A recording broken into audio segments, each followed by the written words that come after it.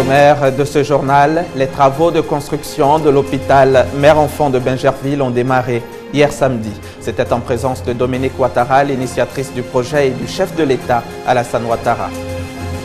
Quel avenir pour l'Othello en Côte d'Ivoire? Pour le savoir, nous recevrons dans quelques instants sur ce plateau le président de la Fédération ivoirienne d'Othello, Lojano Ourega. Et puis en Grande-Bretagne, on peut désormais fabriquer de l'électricité avec de l'huile de friture. Mesdames et messieurs, bonjour, bienvenue dans ce journal. Après l'année scolaire, les vacances. Pour mieux préparer la rentrée prochaine, surtout dans le domaine des mathématiques, un jeu de société et d'intelligence, l'Othello. Cette année, c'est la 4e édition de la Coupe nationale d'Othello et elle a lieu du 29 juin au 10 août prochain. Laetitia Manglé. Un carré de 64 cases pouvant contenir 64 pions noirs et blancs à repartir entre deux adversaires. Suffisant pour jouer à l'Othello. Un jeu de concentration et de stratégie qui a pour base les mathématiques. Anne-Carole et Jacob, malgré leur jeune âge, sont des incollables de l'Othello. Un jeu qui leur a permis d'améliorer les résultats scolaires et de décupler leurs facultés de concentration. Le jeu d'Othello me permet de faire des mathématiques, des calculs rapides, aussi la division. Ça me permet de retenir facilement. Faire de l'Othello un partenaire pour le système éducatif ivoirien, c'est l'objectif visé par le promoteur Ourega Jano, professeur de mathématiques. Pour lui, cet outil, soutenu d'ailleurs par la direction de la vie scolaire, doit être vulgarisé. Une compétition nationale depuis de nombreuses années oppose d'ailleurs les férus de l'Othello. La 4e édition de la Coupe nationale débute le 29 juin et prend fin le 10 août prochain. Le promoteur du jeu Othello est donc avec nous, Lojano Ourega, président de la Fédération ivoirienne d'Othello, professeur de mathématiques, informatique. Il est président fondateur de l'ONG Vision de l'Esprit Scientifique de Côte d'Ivoire. Bonjour, monsieur Ourega. Bonjour, monsieur. D'accord. Dites-nous, qu'est-ce que c'est le jeu d'Othello? Oui, le jeu Othello, c'est un jeu de stratégie, un jeu d'intelligence et un jeu qui permet de bonifier l'esprit des apprenants. Mais c'est un jeu de société, tu peux apporter à toute personne sur la planète, dans la société. Parce que le jeu d'Othello, c'est ce jeu qui permet, vous savez, quand vous courez, et les efforts que vous faites, vous faites là, et quand vous êtes devant votre, je peux parler d'un outil informatique, vous fournissez les mêmes efforts. Donc nous avons réfléchi, et ce jeu, le pratiquer, c'est apporter un plus au développement éducatif et sportif de notre pays. Et je pense que c'est très bien. Et vous voyez ces jeunes enfants qui sont là, ils sont pétris de talent. Vous savez, nous avons fait dans un village de Divo, à Kabia précisément, dans une école primaire, nous sommes allés, nous avons fait une conférence et on a dit, mais pourquoi les enfants ne peuvent pas travailler? Parce qu'il n'y a pas de courant dans ce village. Alors nous avons dit, on va administrer ce jeu à ces enfants. Sur 47 élèves présentés cette année, en 2013, à l'entrée en 6e, il y a eu 46 admis. Ça dit que l'Othello fait son petit bonhomme de chemin et c'est très important. On va vous demander, M. Ourega, pourquoi une compétition nationale? Oui, il faut une compétition nationale pour montrer quels sont les... Parce que nous administrons ça sur les élèves sur une période de 6 mois. Alors, il faut une compétition parce qu'à la sortie de cette compétition, nous irons à l'international. Alors, il faut voir les meilleurs joueurs de Côte d'Ivoire pour que la Côte d'Ivoire soit représentée. Nous disons qu'à l'Euro 2020, il faudrait que la Côte d'Ivoire passe par l'Othello pour pouvoir bonifier et modifier les comportements de tout Ivoirien. Et vous-même, M. Ourega, vous êtes le premier Africain sélectionné à participer à la 33e Coupe du Monde qui a eu lieu en Belgique en 2009. En 2010, vous étiez également vous devriez être en Italie, 2011 aux États-Unis, et toutes ces participations, vous n'aviez pas pu les faire parce que faute de moyens, justement. Oui, faute de moyens parce que vous savez, c'est un jeu d'esprit. Quand nous avons lancé l'Othello en Côte d'Ivoire, les gens ne comprenaient pas. On dit, mais c'est quel jeu ça? Mais il faut dire que je rends hommage à une chaîne de télévision, la RTI, et surtout la RTI 2, qui m'a vendu, après le passage, mon passage à la part de vérité, avec M. Laurent Banga, la RTI a tellement diffusé cet élément que la Fédération française a répercuté ça. Et eux-mêmes, ils ont pris leur avion pour venir à Abidjan pour savoir quel est cet Ivoirien qui n'est jamais parti en Europe et qui maîtrise ce jeu. Je l'ai dit, je vous Qu'est-ce qui vous a poussé, vous, à vous intéresser à ce jeu? Oui, mais il faut dire que c'est un amour de 30 ans.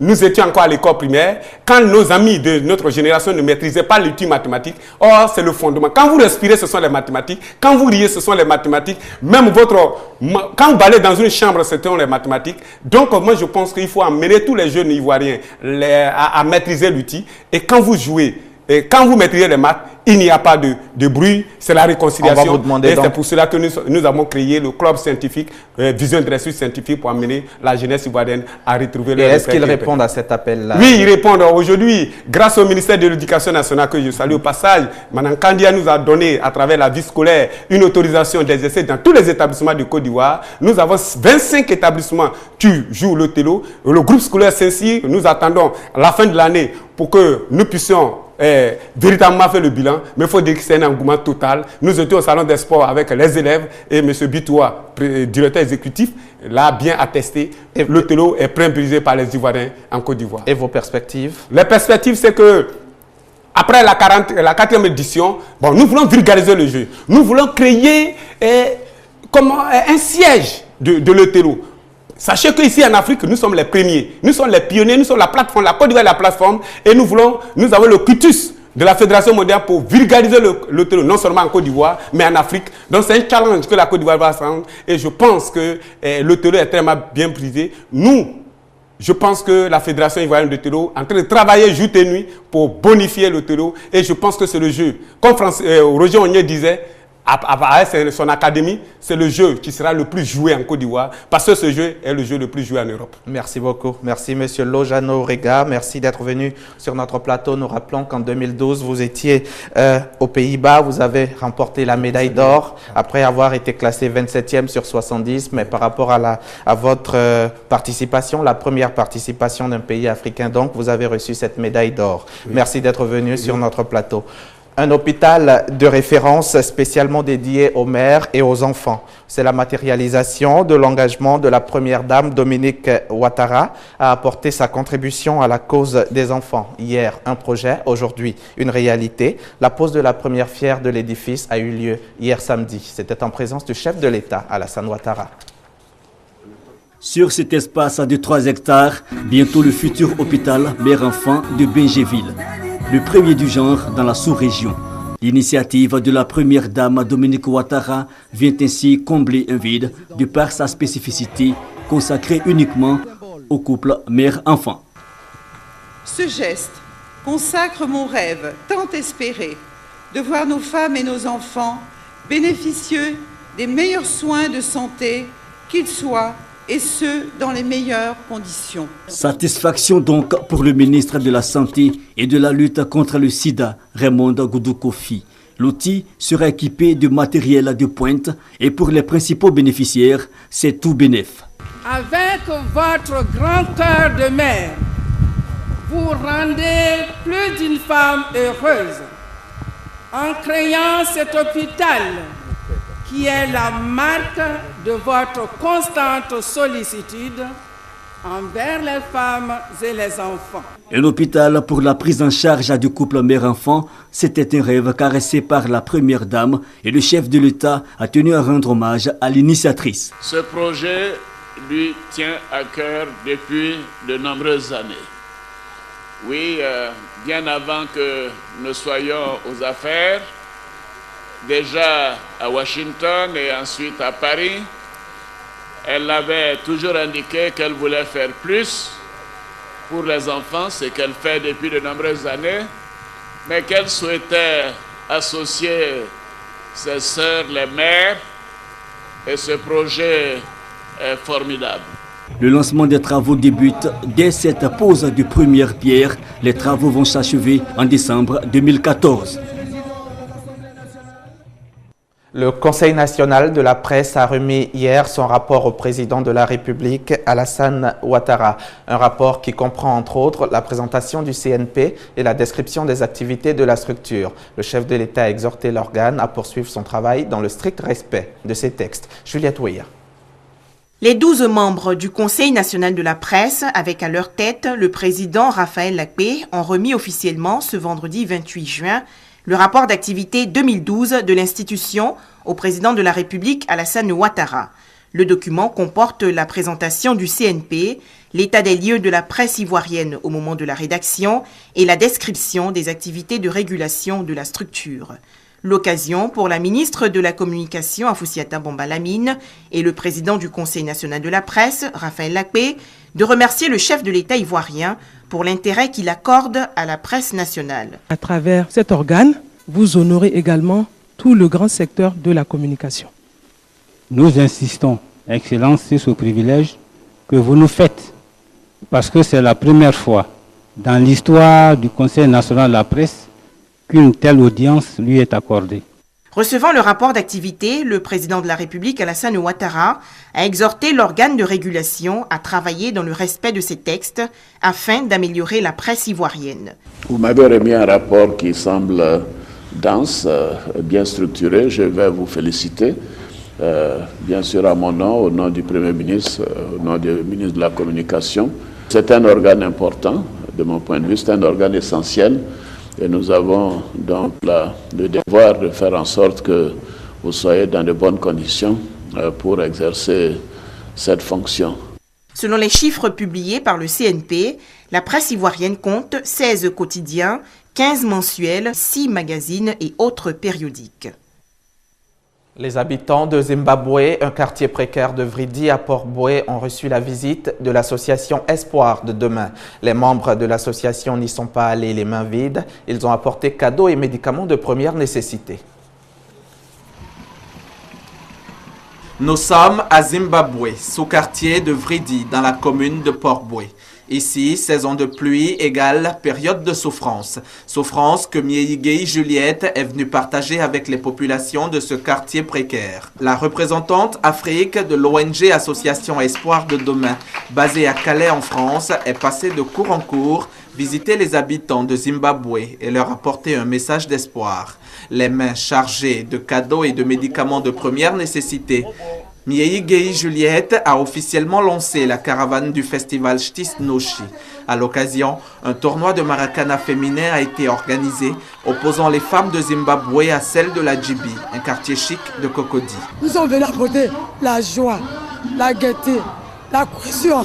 Regardez aujourd'hui sur le terrain, des femmes, que ce soit Tchoula, que ce soit du sud, de l'est, tout le monde est en train de jouer. Pour nous, c'est l'espoir. Le festival France-Afrique Ch'tis Noshi a pour but le développement social à travers la culture, le sport, la santé et le tourisme. Il se tiendra sur toute l'étendue du territoire du 15 juin à fin août avec pour slogan « Pour l'amour de mon pays et pour son développement, je joue et je danse ». Elles sont nombreuses, les jeunes filles et dames qui ont envie d'un beau regard et se sentir belles. Pour y arriver, tous les moyens sont bons. La pose des cils artificiels est l'un des plus répandus. Laetitia Manglé nous conduit dans l'univers des faux cils. Un coup de pince et le tour est joué. Martine, la trentaine, est prête pour la sortie de ce soir entre amis. Les faux cils, un accessoire dont elle ne peut se passer. J'ai un rendez-vous ce soir, c'est pourquoi je suis venue faire les faux cils. Ça me fait changer. Les faux cils, un accessoire de beauté devenu indispensable pour nombre de dames et jeunes filles à Abidjan. Ça fait sortir ma beauté encore plus, quoi. Ça attire les yeux. Quand je mets les faux cils là, ça me rend encore plus belle. Et puis ça plaît à mon mari. Et hier quand j'ai mis, vraiment ça fait naturel et puis ça dégage aussi le regard. Des cils artificiels essentiellement faits à base de caoutchouc. Une certaine surbrillance qui accentue la beauté de ces dames. Mais l'artifice a un prix. La colle utilisée pourrait être un danger pour les yeux. C'est déjà un coin étranger que vous introduisez dans l'œil.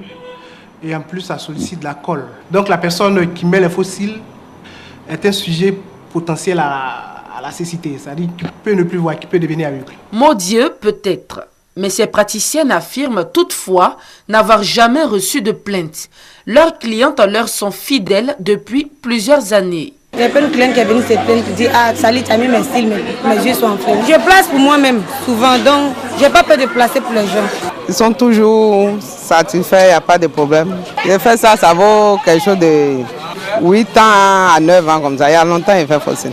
Après les faux cheveux et les faux ongles, maintenant les faux cils. L'art du beau n'a pas de limite tant que cela peut être utile. Le président américain Barack Obama en Afrique du Sud depuis maintenant 2 jours. Une visite qui a eu lieu dans le cadre de sa tournée en Afrique. Il s'est entretenu hier matin avec Jacob Zuma. Une visite marquée par les questions économiques et par l'image de Nelson Mandela qui représente pour le président américain une inspiration.